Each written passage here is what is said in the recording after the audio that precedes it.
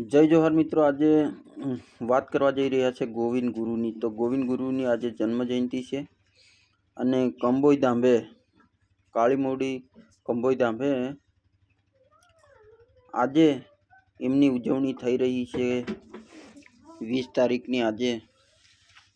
તો મિત્રો, ગુરુ આપણને આદિવાસી સમાજને જે ગુરુ મળ્યા હતા એ આપણા માટે સેલાઓ માટે શું કરી જાણીએ એ માટે એમને પૂરો ફરસી હાથમાં લીધી હતી. અને જાણવા જેવું ખૂબ ગુરુ ગોવિંદ વિશે જાણવા જેવું ખૂબ એવું છે કે તમે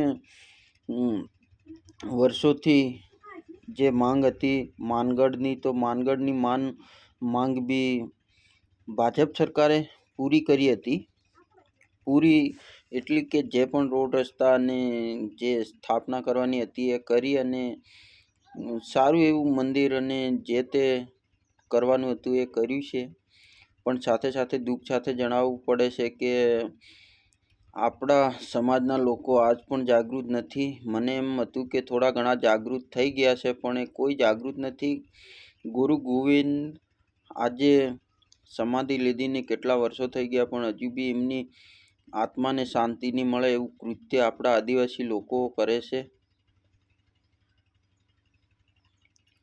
આપણે બધા તમને એમ હતું કે ચાલો ને એક શિખામણ આપી ગયા છે તો એમની રાહ ઉપર ચાલીએ આપણે બધા, પણ કોઈ રાહ ઉપર ચાલતા નથી. અને ખૂબ દુઃખ સાથે કહેવું પડે છે કે ગુરુ ગોવિંદ એક ગુરુ જ નહોતા, પણ ભગવાન તરીકે પણ એમને પૂજવામાં આવે છે. અને આજે એમની જન્મ જયંતિ હોય તો લોકો પાસે કેટલી ખૂબ આશા અપેક્ષા અને દર્શનની વેદના અને એમની જે પણ કહો એ પણ મતલબમાં આવું બધું ગુરુ ગોવિંદે આપણા અંગ્રેજો સામે લડત આપી હતી અને આપણને આપણા માણસો પાછળ નહીં રહી જાય એ માટે લડત કરી હતી. અને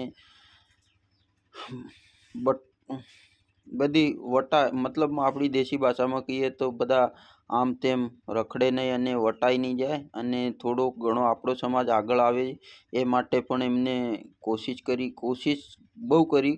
એટલે બહુ કોશિશ કરી.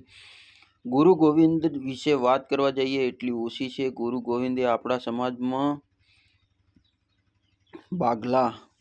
બાઘલાની વાત કરીએ તો બાઘલા પાડવા ન દેવા માટે કેટલી કોશિશો કરી અને આપણને બચાવવા માટે એમને એમનું જીવન આખું બલિદાન આપી દીધું. આજે 1947માં દેશ આઝાદ થયો પછી આટલા સમયથી આપણે ગુરુ ગોવિંદને વિશે થોડું જાણતા થયા અને બોલતા થયા. તો સોશિયલ મીડિયામાં પણ આપણે થોડું ગુરુ ગોવિંદ વિશે વાત કરીએ. તો ગુરુ ગોવિંદ એક માણસ નહોતો, એ ગુરુ જ હતા. ગુરુ ગોવિંદ ગુરુ એટલા માટે એમનો પહેલો શબ્દ લગાવવામાં આવ્યો, એ એમનું કામ જ હતું કે લોકો માટે જ કરે કામ.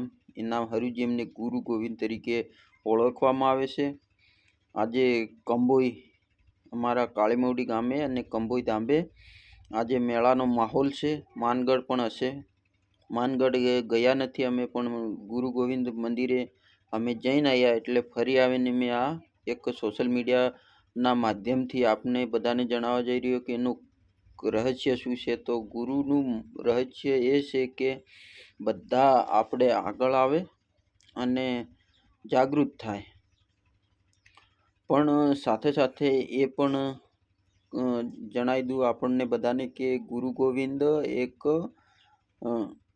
આપણા સમાજને અંધશ્રદ્ધા ન ફેલાય એ માટે પણ પ્રયોગો કર્યા હતા. અને એમને ભક્તિ વિશે બી કર્યું હતું કે બકરા કાપો એને કાપવા દો, ને એ સજીવન બકરો પણ કર્યો હતો. એવું આગળના ભજનો અને વાયકાઓમાં છે. તમે એમની કહાની જાણજો. અને વિડીયો ખૂબ લાંબો ન થાય એ માટે હું ટૂંક જ ભાષામાં સમજાવી દઉં કે ગુરુ એ ગુરુ જ છે. આજે પણ એમના માટે બધાને માન છે અમને. અને ગુરુ ગોવિંદ લોકો ફોકટમાં બી એમનો યુઝ કરે છે, પણ વાંધો નહીં, હવે સમાજ જાગી ગયો છે એટલે વાંધો નહીં.